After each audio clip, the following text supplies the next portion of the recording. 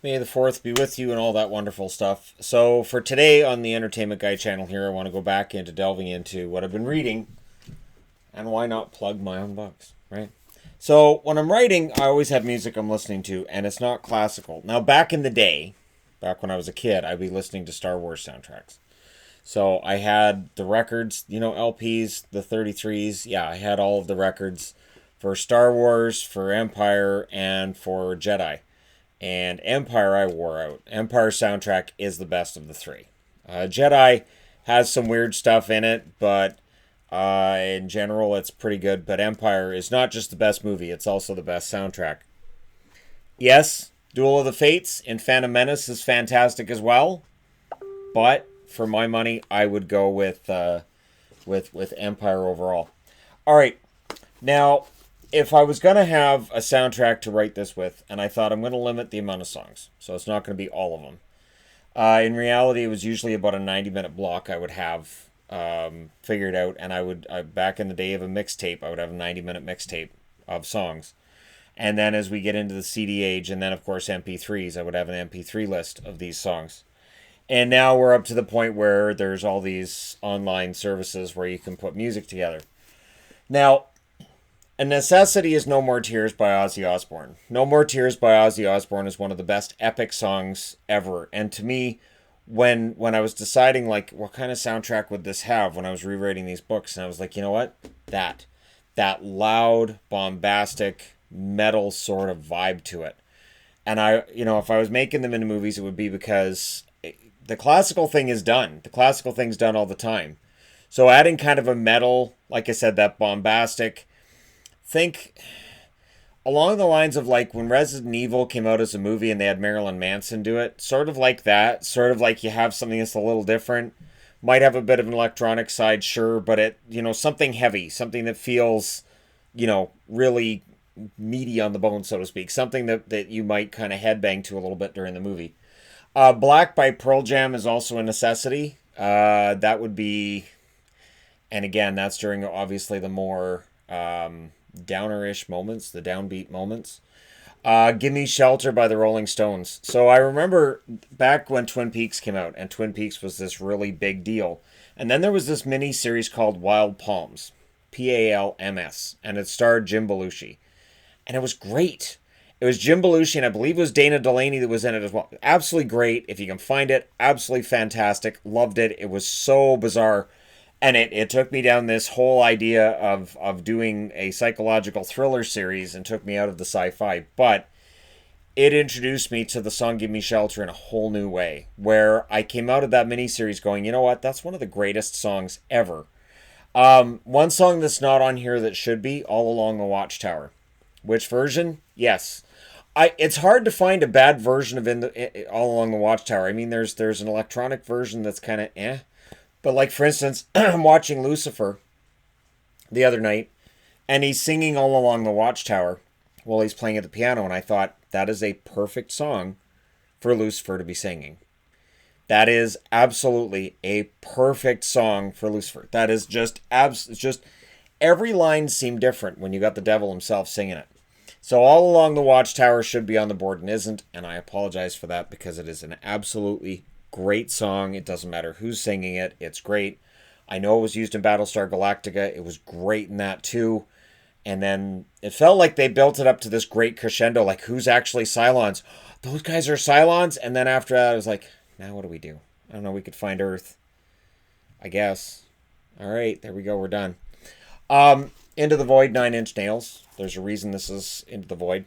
I thought that title suited what the book was and what it was about.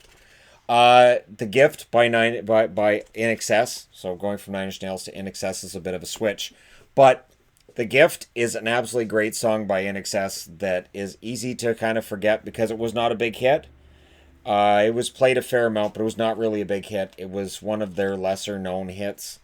And sadly, this was when I was really getting into In Excess, and it was right around the time that Michael Hutchence passed away. So Tom Petty, Climb That Hill. That is my favorite song from Tom Petty. Everybody else that's Running Down a Dream or Free Fallin', and people can sing Free Fallin', and if you're a teenager, you probably call it Free Ballin' and make up your own lyrics.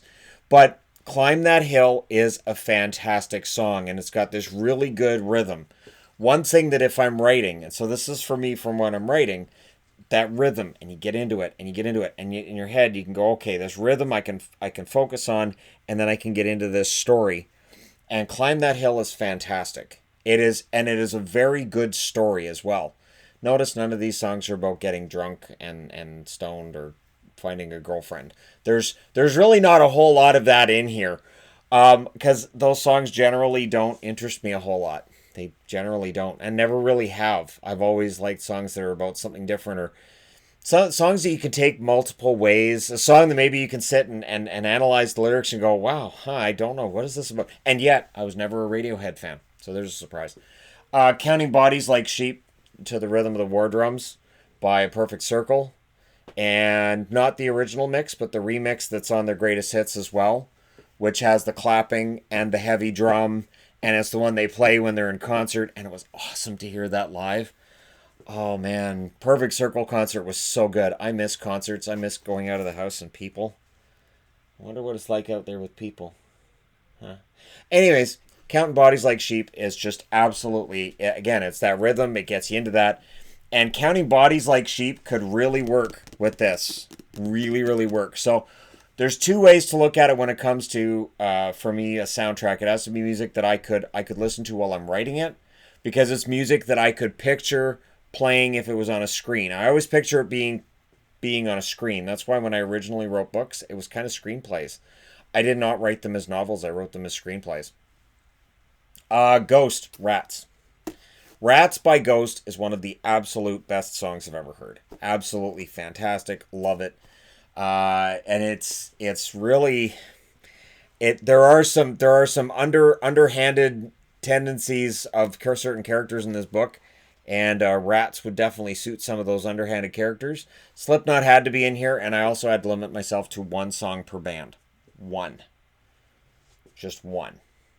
And no, you'll notice Rammstein isn't on here. I had to limit myself to one. I did not find a Rammstein song that I said, that's the one. If I'm going to listen to Rammstein, I'm just going to listen to Rammstein. I'm not going to add anything else in there. It's just going to be a Rammstein mix. Unsainted by Slipknot. Well, they're one of their most recent hit songs off their new album. And Unsainted is just, it is so, and it's between that and Psychosocial, really, on all honesty. Either or works. But I went with Unsainted just for the start. Just for that start. That chorus that leads you into the song, that choir sort of sound, and then it goes into the song, and it's just this really, it's so great, it's so well done, and it's so Slipknot. It's just, they were great live too. Ghost was great live, saw Perfect Circle live, and none of the rest. Slipknot. So these are 3 bands in a row that I've seen live. Slipknot, fantastic. Secret Separation by The Fix. This goes all the way back to the 1980s. One of my all-time favorite songs. I used to walk to school every day, and I sang that song every single day on my way to school. And when I heard there was a remix of it, like an extended remix, I would sing the extended remix on my way to work or way to school.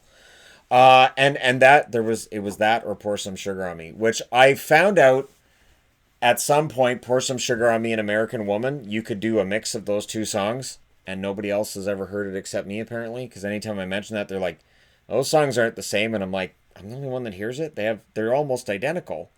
Pretty close. They're 2 of my favorite songs, too. And I'm like, wow, American Woman and Pour Some Sugar on Me are very, very close in how they're put together. But apparently I'm the only one that hears it. And I can do like a medley of them. I can sing one and go right into the other. And I don't have to change anything. But all right. Now with Tool. Tool's going to be on this soundtrack, and it will be Enema. And Enema, again, it's that guttural sound to it, this fantastic guttural noise. That this song just has this amazing build all the way through. I Miss the Misery by Hailstorm. So Hailstorm's in there. I Miss the Misery is their best song. When I saw them live, I was terrified that song wasn't going to get played. It was the last song she played, and I was really, really worried. I thought, if Lizzie doesn't play I Miss the Misery, I'm going to be really, really upset. And then it was their last song, and I went nuts. Goldust Woman by Hole. Goldust Woman, of course, was originally Fleetwood Mac. I know this. Yeah, the version by Hole is the only song sung by Courtney Love that I absolutely think is fantastic. I think she hit that one right out of the park. It's from the City of Angels soundtrack, the Crow City of Angels soundtrack, not City of Angels movie. The Crow City of Angels. So the second Crow movie.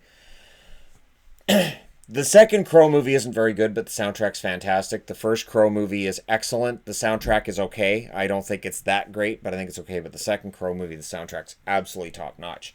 And Gold Dust Woman makes it work. Come Down by Bush is absolutely on that level too. Absolutely great song. I saw Bush live, and that song was fantastic live as well. So for me, Bush, Come Down, it is another one of those songs that has that beat, has that rhythm, it has that slow build, it draws you in.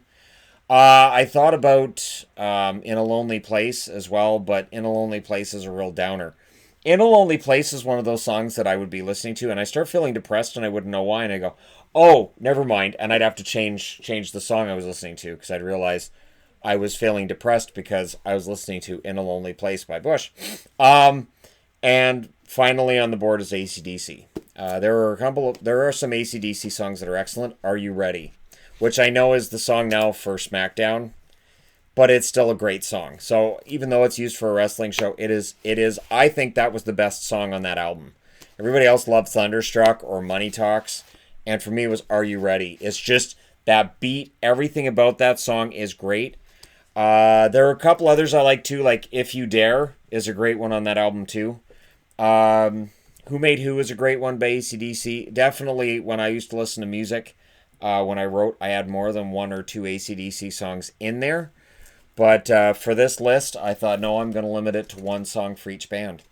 So there you go. Just for anybody who might be interested to know what would be on the soundtrack for Into the Void, it'd likely be something along these lines. So there'd be some rock in there, but it would be pretty heavy overall sound, but not too heavy. But there you go. Let me know your thoughts in the comment section below as always. Don't forget to hit like and subscribe if you're browsing your way through. You just happened upon this video. Thank you guys so much for watching, for all your support. I'll talk to you again soon.